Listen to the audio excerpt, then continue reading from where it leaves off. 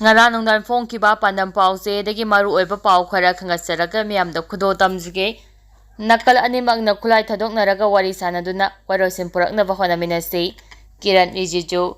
Manipur da khuthoknariba furup animaki miyoisingna khulai thadokuna nakal anike marakta wari saduna tung koina satnagadaba warosin ama puraknaba honaminasi hanna Parliamentary and Minorities Affairs Minister Kiran Rijiju na phongdokhrei NGO My Home My India na senduna New Delhi da pangtokpa North East Student Festival da wangangladuna Union Minister Kiran Rijiju na mathaki wafam asi phongdoladuna mahakna hai nungsijaraba aihaki maitai amasung Kuki furokki ichil inaw iche ichal punamaki yafanaba thabak tongnabagi damak India government na matam pumbada sem thaduna leiri nakhona khulai thadokuna hingsa gi thawngsing lepiu khulai pariba makai warosin purakpa ngamloi mahakna makha taraduna hai wari sanaraga warosin purakadabane maram asina khulai thadokuna wari sananaba thokpirau nakal animakna khulai thadokuna wari sanaraba matam adu khaktada tung koina satnagadaba warosin ama puraktuna santigi punsita hanjilakpa ngamgani Union Minister Kiran Rijiju na makha taraduna Prime Minister Narendra Modi gi lenga asina ngaside awang nompok lamdamda chakharpagi khongjel yangkhale amadi Modi lenga asina awang nompokki miyamge golden opportunity ama pire Narendra Modi na luchingba lenga ama leba asida lairakpadagi haukiba chai tara asida awang nompok lamdamda chakhot lamjenda ahongba kaya lakli haibasi lamdam asigi miyamna ure masi mamangda ukhidriba amane Central lengang awang nompok miyamda piriba khodong chaba se aikoi punamakna lause asiguma tanja asida Manipur da khuthoknariba kanglu animaknasu khulai thadokna santi leba sakhotpa Manipur amma puraknaba hotnaminasi hanasu Kiran Rijiju na makhatana phongdokhi North East Student Festival hawdobagi thorom aduda hanagi Union Minister of State for Education and External Affairs Dr. R.K. Ranjan Saruk yake pawasina makha taraduna hai mamang sai lising anige sumna kungo homdogi mi ahomdagi Manipur da kanglu furup anige marakta khuthoknarakliba sina miyoi chaniga kungi mathakta seikhrei miyoi lising hompurom na masagi mayum leitaba miyoi sing oiduna ngasi fawa tonga ba relief camp singna changdafam lawduna leiri makha tarakpa pauda UCM na Kuki MP Zomi Chief Association da piba paukhum territorial integrity amadi lebak sege internal security da singnaraklavadi tumina yengduna leiroi UCM Kuki MP Zomi Chief Association na United Committee Manipur UCM ge President YK Diren da social media gi khutangda phongna irakhiba waro amagi matangda UCM na Manipur gi aseng masak hauju oireba phibam amadi UCM ge chapchaba phirep ki matangda Kuki MP Manipur amaso Zomi Chief Association gi pungning singsilakle UCM ge Information and Publicity Secretary Soibam Anina Thadorapa Chero amada Kuki MP Manipur amasung Zomi Chief Association gi pungning singsiladun hai UCM Harbor Organization asi phurup kayagi mihusingna saruk yaduna semba lup ama oibada natana lup asigi oiba tongamba Community and Tribal Affairs Department ama leiduna Manipur da khundaminareba Indian Constituency gi scheduled tribe list da chaliba tribe kontraga mari nungsi chanana leiminaba amana amabu ikai khumnaba haiba moto da semkiba lup amani Manipur ga yumthangnariba leibak Myanmar dagi masing thingamdaba illegal migrants sing changsilakpadagi Manipur gi apumige saktam amade demography da akamba safu ama pirakli haiba khangna Kuki MP Manipur na haujuk lamdam asida thokliba ne tadaba mifam asigi mingda tokhaba administration amagi wakhol phongdorakpa leibak thibane State Cabinet Committee amana border area da yingsimba matamda anaba khul amade yum kaya amata silamba thengnaba leikhrai Manipur da khundaminariba furup khundimakso UCM na ikai khumnai UCM na border area da lariba khulgi private ship sing da ningsingba wafam dei Manipur gi puari historical record yangbada Zomi community bu tongamba antaiti ama oina sakhanglamba leitei ningsingba thoktraba matamdagi Manipur gi sing amasung tamda lariba miyoi sing nungsi chanana hingminaduna lakli ngasi su lamdam asida khundaminariba Indian Constitution gi tribe list da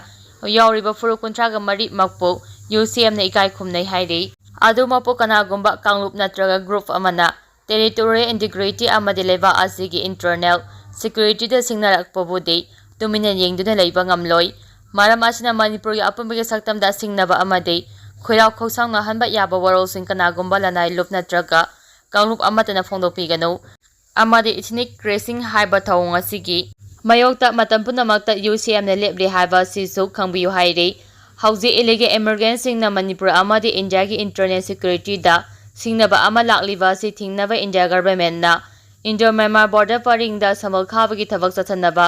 ꯊꯕꯛ ꯂꯧꯈꯠꯂꯤꯕ ꯑꯁꯤꯗ ꯅꯨꯡꯁꯤꯖꯔꯕ ꯑꯩꯈꯣꯏꯒꯤ tribal ꯏꯆꯤꯟ-ꯏꯅꯥꯎꯁꯤꯡꯅ ꯃꯇꯦꯡ ꯄꯥꯡꯕꯤꯌꯨ꯫ ꯀꯅꯥꯒꯨꯝꯕ ꯉꯝꯈꯩ ꯁꯝꯕꯜ ꯈꯥꯈꯤꯕ ꯅꯨꯡꯁꯤꯔꯕ ꯃꯔꯤ-ꯃꯇꯥꯁꯤꯡ, ꯃꯆꯤꯟ-ꯃꯅꯥꯎꯁꯤꯡꯒꯤ ꯃꯔꯛꯇ ꯂꯩꯕꯥꯛ ꯑꯅꯤꯗ ꯇꯣꯈꯥꯏ-ꯇꯣꯈꯥꯏ ꯂꯩꯍꯟꯈꯤꯕ ꯇꯥꯔꯕꯁꯨ ꯃꯔꯤ-ꯃꯇꯥꯁꯤꯡ ꯑꯃꯗꯤ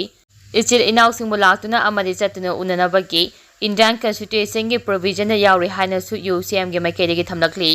ꯃꯈꯥ ꯇꯥꯔꯛꯄ ꯑꯣꯏꯅ ꯀꯪꯂꯥ ꯄꯥꯎꯒꯤ ꯏꯗꯤꯇꯣꯔꯤꯌꯦꯜꯒꯤ ꯄꯥꯎꯗ ꯃꯤꯌꯥꯝꯗ ꯊꯝꯖꯒꯦ꯫ ꯃꯅꯤꯄꯨꯔꯗ ꯑꯦꯇꯦꯛ ꯇꯧꯅꯕ ꯀꯨꯀꯤ ꯇꯦꯔꯣꯔꯤꯁꯠ ꯑꯃ ꯄꯥꯎ ꯆꯪꯂꯛꯄ꯫ ꯃꯅꯤꯄꯨꯔꯗ ꯍꯧꯖꯤꯛ ꯊꯣꯛꯂꯤꯕ ꯏꯔꯥꯡ ꯑꯁꯤꯒ ꯃꯔꯤ ꯂꯩꯅꯅ ꯃꯇꯤꯛ ꯆꯥꯅ ꯑꯐꯕ ꯃꯈꯜꯒꯤ ꯂꯥꯜꯒꯤ ꯈꯨꯠꯁꯨ ꯈꯨꯠꯂꯥꯏ ꯄꯥꯏꯕ ꯏꯂꯤꯒꯦꯜ ꯑꯦꯃꯦꯔꯤꯀꯥꯟ ꯆꯤꯟ ꯅꯥꯔꯀꯣ ꯇꯦꯔꯣꯔꯤꯁꯠ ꯑꯃ ꯄꯣꯠꯂꯣꯝ ꯆꯪꯁꯤꯜꯂꯛꯈ꯭ꯔꯦ ꯍꯥꯏꯕꯒꯤ ꯄꯥꯎ ꯂꯩꯕꯗꯒꯤ ꯏꯁꯇꯦꯠ ꯂꯩꯉꯥꯛꯀꯤ ꯃꯥꯏꯀꯩꯗꯒꯤ ꯆꯦꯛꯁꯤꯟ ꯊꯧꯔꯥꯡ ꯂꯧꯈꯠꯂꯦ ꯍꯥꯏꯕꯁꯤꯅ ꯃꯤꯌꯥꯝꯗ ꯆꯥꯎꯅ ꯃꯤꯄꯥꯏꯕ ꯄꯣꯛꯍꯜꯂꯦ꯫ ꯏꯟꯗꯣ-ꯃ꯭ꯌꯥꯟꯃꯥꯔ ꯉꯝꯈꯩꯔꯣꯝꯗꯒꯤ ꯂꯣꯒꯤ ꯋꯥꯡꯃꯗ ꯀꯨꯀꯤ ꯇꯦꯔꯣꯔꯤꯁꯠ ꯑꯃ ꯄꯣꯠꯂꯣꯝ ꯉꯝꯈꯩ ꯂꯥꯟꯁꯤꯜꯂꯛꯇꯨꯅ ꯃꯅꯤꯄꯨꯔꯗ ꯆꯪꯁꯤꯜꯂꯛꯈ꯭ꯔꯦ ꯍꯥꯏꯕꯁꯤ ꯁꯣꯁꯤꯌꯦꯜ ꯃꯤꯗꯤꯌꯥꯗ ꯚꯥꯏꯔꯦꯜ ꯑꯣꯏꯈ꯭ꯔꯕꯅꯤ꯫ ꯁꯣꯁꯤꯌꯦꯜ ꯃꯤꯗꯤꯌꯥꯗ ꯍꯧꯖꯤꯛ ꯊꯣꯛꯂꯤꯕ ꯏꯔꯥꯡ ꯑꯁꯤꯒꯤꯗꯃꯛ ꯅꯍꯥ ꯑꯣꯏꯔꯤꯕ ꯆꯤꯡ ꯀꯨꯀꯤ ꯖꯣ ꯃꯤꯑꯣꯏ 1,000 ꯇ꯭ꯔꯦꯅꯤꯡ ꯇꯧꯔꯤ ꯍꯥꯏꯕ ꯋꯥꯐꯝ ꯚꯥꯏꯔꯦꯜ ꯑꯣꯏꯈ꯭ꯔꯕ ꯃꯇꯨꯡꯗ ꯈꯨꯠꯂꯥꯏ ꯄꯥꯏꯕ ꯇꯦꯔꯣꯔꯤꯁꯠ ꯑꯃ ꯄꯣꯠꯂꯣꯝ ꯆꯪꯁꯤꯜꯂꯛꯈ꯭ꯔꯦ꯫ ꯃꯁꯤꯒꯤꯗꯃꯛ ꯏꯁꯇꯦꯠ ꯂꯩꯉꯥꯛꯅ ꯁꯦꯀ꯭ꯌꯨꯔꯤꯇꯤꯒꯤ ꯑꯣꯏꯕ ꯆꯦꯛꯁꯤꯟ ꯊꯧꯔꯥꯡ ꯂꯧꯈꯠꯂꯦ ꯍꯥꯏꯅ ꯁꯦꯀ꯭ꯌꯨꯔꯤꯇꯤ ꯑꯦꯗꯚꯥꯏꯖꯔ ꯀꯨꯜꯗꯤꯞ ꯁꯤꯡꯍꯅ ꯊꯦꯡꯂꯕꯁꯨ ꯊꯦꯡꯅ ꯐꯣꯡꯗꯣꯔꯛꯈꯤꯕꯁꯤ ꯊꯥꯒꯠꯅꯤꯡꯉꯥꯏ ꯑꯣꯏ꯫ ꯁꯦꯀ꯭ꯌꯨꯔꯤꯇꯤ ꯑꯦꯗꯚꯥꯏꯖꯔꯅ ꯍꯧꯈꯤꯕ ꯅꯨꯃꯤꯠ ꯈꯔꯅꯤꯒꯤ ꯃꯃꯥꯡꯗ ꯃꯇꯤꯛ ꯆꯥꯅ ꯈꯨꯠꯂꯥꯏ ꯄꯥꯏꯕ ꯅꯤꯡꯊꯤꯅ ꯇ꯭ꯔꯦꯟ ꯇꯧꯔꯕ ꯀꯨꯀꯤ ꯃꯤꯂꯤꯇꯦꯟꯠ ꯑꯃ ꯄꯣꯠꯂꯣꯝ ꯊꯥ ꯑꯁꯤꯒꯤ ꯀꯨꯟꯒ ꯅꯤꯄꯥꯟꯗ ꯆꯪꯂꯛꯀꯅꯤ ꯍꯥꯏꯅ ꯃꯅꯤꯄꯨꯔ ꯄꯨꯂꯤꯁ ꯗꯤꯄꯥꯔꯠꯃꯦꯟꯠ ꯑꯃꯗꯤ ꯏꯟꯇꯦꯂꯤꯖꯦꯟꯁꯀꯤ ꯄꯥꯎ ꯐꯪꯂꯦ꯫ ꯑꯣꯏꯔꯛꯂꯤꯕ ꯐꯤꯚꯝ ꯑꯁꯤꯗ ꯏꯁꯇꯦꯠ ꯍꯣꯝ ꯗꯤꯄꯥꯔꯠꯃꯦꯟꯠꯅ ꯁꯒꯣꯜꯁꯦꯟ ꯅꯨꯃꯤꯠꯇ ꯆꯤꯐ ꯁꯦꯀ꯭ꯔꯦꯇꯔꯤ ꯗꯣꯛꯇꯔ ꯕꯤꯅꯤꯠ ꯖꯣꯁꯤ ꯌꯥꯎꯅ ꯇꯣꯉꯥꯟ-ꯇꯣꯉꯥꯟꯕ ꯁꯦꯀ꯭ꯌꯨꯔꯤꯇꯤ ꯐꯣꯔꯁꯁꯤꯡꯒꯤ ꯂꯨꯆꯤꯡꯕꯁꯤꯡ ꯑꯃꯗꯤ ꯃꯅꯤꯄꯨꯔ ꯄꯨꯂꯤꯁꯀꯤ ꯃꯀꯣꯛ ꯊꯣꯡꯕꯁꯤꯡꯒꯤ ꯑꯣꯏꯕ ꯃꯤꯐꯝ ꯄꯥꯡꯊꯣꯛꯇꯨꯅ ꯂꯥꯜꯂꯣꯡ ꯁꯤꯟꯗꯣꯛꯄꯒꯤ ꯋꯥꯐꯝ ꯄꯥꯡꯊꯣꯛꯈ꯭ꯔꯦ꯫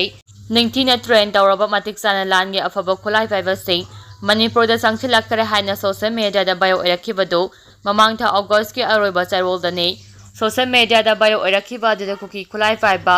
ꯃꯤꯑꯣꯏ 1,000 ꯃ꯭ꯌꯥꯟꯃꯥꯔꯒ ꯇꯥꯏꯅꯕ ꯀꯥꯝꯖꯣꯡꯂꯣꯝꯗꯒꯤ ꯃꯅꯤꯄꯨꯔꯗ ꯆꯪꯁꯤꯜꯂꯛꯂꯦ꯫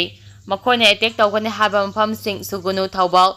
ꯖꯤꯔꯤꯕꯥꯝ ꯑꯃꯗꯤ ꯅꯣꯡꯄꯣꯛ ꯁꯦꯛꯃꯥꯏꯅꯆꯤꯡꯕ ꯃꯐꯝꯗ ꯅꯨꯃꯤꯠ 15ꯅꯤꯒꯤ ꯃꯅꯨꯡꯗ ꯑꯦꯇꯦꯛ ꯇꯧꯒꯅꯤ ꯍꯥꯏꯕ ꯋꯥꯔꯣꯜ ꯃꯈꯣꯏ ꯃꯁꯦꯜ ꯊꯥꯅꯕꯗꯒꯤ ꯂꯤꯛ ꯑꯣꯏꯔꯛꯈꯤꯕꯅꯤ꯫ ꯑꯗꯨꯕꯨ ꯁꯣꯁꯤꯌꯦꯜ ꯃꯤꯗꯤꯌꯥꯗ ꯊꯥꯒꯠꯂꯛꯄ ꯄꯥꯎꯁꯤꯡꯗ ꯑꯔꯥꯟꯕ ꯑꯃꯗꯤ ꯁꯦꯝꯖꯤꯟ ꯁꯥꯖꯤꯟꯕ ꯀꯌꯥ ꯌꯥꯎꯕꯗꯤ ꯃꯤꯌꯥꯝꯅ ꯂꯨꯝꯅ ꯂꯧꯗꯨꯅ ꯂꯩꯔꯛꯈꯤꯕꯅꯤ꯫